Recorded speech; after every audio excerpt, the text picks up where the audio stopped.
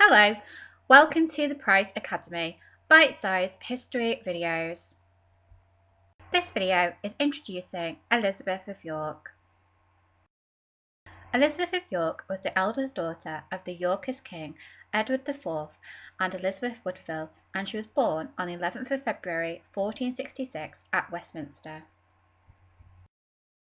She was also sister to the Princess in the Tower and niece to Richard III, who had her siblings declared illegitimate so he could claim the throne. The probable murder of her brothers in the Tower of London in 1483 meant that Elizabeth was the rightful queen in the eyes of many.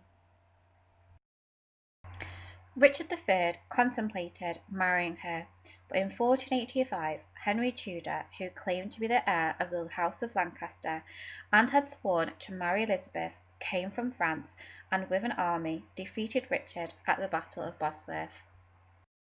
Henry was crowned at Westminster alone on the 30th of October 1485 to underline that he ruled in his own right. Parliament petitioned the king to honour his promise to marry the Yorkist heiress, and the marriage of Elizabeth and Henry was finally celebrated on the 18th of January 1486 at Westminster Abbey. 9 months later, the new queen was delivered of a son. He was given the symbolic name of Arthur in honour of the legendary Dark Age British king. Elizabeth was finally crowned queen consort on the 25th of November 1487. Elizabeth was intelligent and beautiful. A Venetian report described her as a very handsome woman of great ability.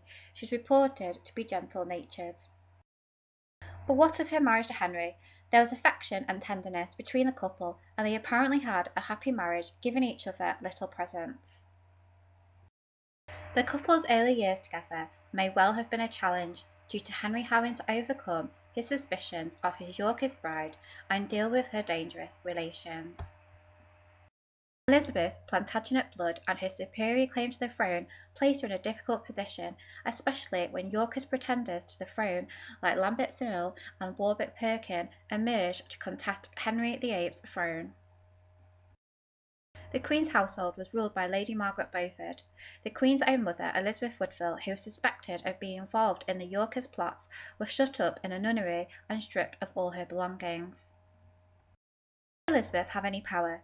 The only role Henry gave her was diplomatic relations, such as arranging their children's marriages, but Elizabeth on occasions exercised her authority independently of her husband. For example, when one of her Welsh tenants complained about Jasper Tudor, the Earl of Pembroke's heavy-handedness, she sent a sharp reproof to Jasper, which achieved the desired result instead of the king. Both Elizabeth and Henry deeply grieved the loss of their eldest son and heir, Prince Arthur, who died at Ludlow Castle on the 2nd of April 1502, shortly after his marriage to Katherine of Aragon.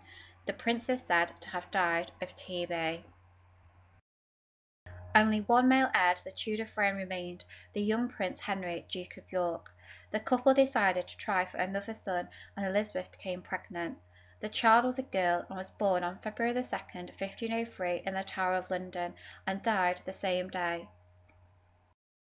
Elizabeth died on the 11th of February 1503, 9 days after giving birth, of post-pregnancy infection on her 37th birthday. It was a shattering personal blow to the king, who held a grand funeral as a way to publicly express his grief. She was buried at Westminster Abbey. She left Henry and the dynasty hanging on the sole surviving prince, the future Henry VIII, aged just 11, but she did produce 2 other surviving daughters, Margaret and Mary Tudor. Don't forget, if you enjoyed this video, to like it and subscribe to the channel, or follow me at Twitter or at Facebook at TanyaAlex38.